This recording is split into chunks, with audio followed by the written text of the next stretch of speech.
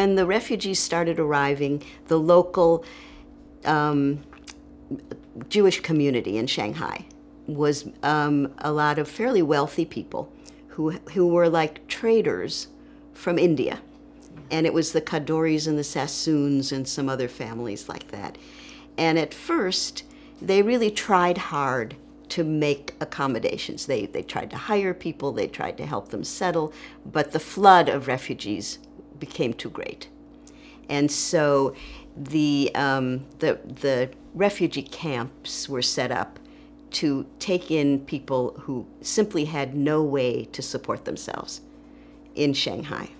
You know, like my mother's doctor brother-in-law. I mean, they lived in a terribly small little place, but they did not live in the camp.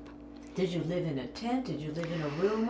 What's the memory of the refugee camp? They were large rooms. They took over things that had been schools and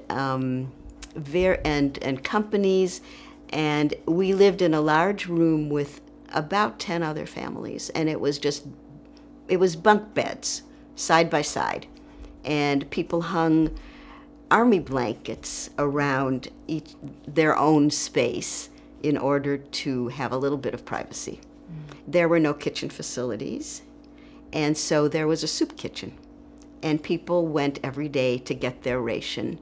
And before the war, the meals, you know, there was a breakfast, lunch, and dinner. Not lavish, but there was food.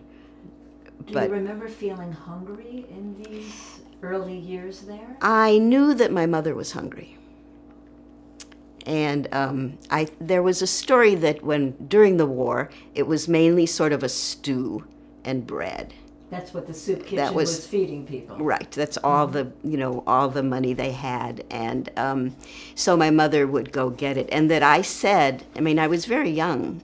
And I said... You're 2, 3, 4 in that range? Yeah. Very young. Yeah. Okay. So, I mean, that I said Fleisch which meant I wanted meat in, there was very little meat. It was mainly a kind of a soup. So you're speaking German with your mom, of course. Yes, of course. Yes. Everybody spoke German. Of course, yeah. So they had bread, we had bread, and it often had worms, and people had to eat it, because that was it. That was all the food they had. And everybody was very thin and pretty malnourished. The family that was living closest to us, that had their beds, was a woman with her 3 daughters. She had come to Shanghai with her husband, and he died fairly early. And so she was living there with her daughters, and her oldest girl was about 10 years older than I, and then the other 2 were younger. And the reason this is significant in my family was because her brother would come and visit. And this is the man who became my stepfather. Mm-hmm. And so the men had different, places than the women. I mean, they kept the men, families were in one place, and there were some single women, and then the single men were definitely in different quarters. What's your future stepfather's name? His name was Julius Fleischer. Mm-hmm. He evidently thought I was wonderful. So the word was that he married my mother and me.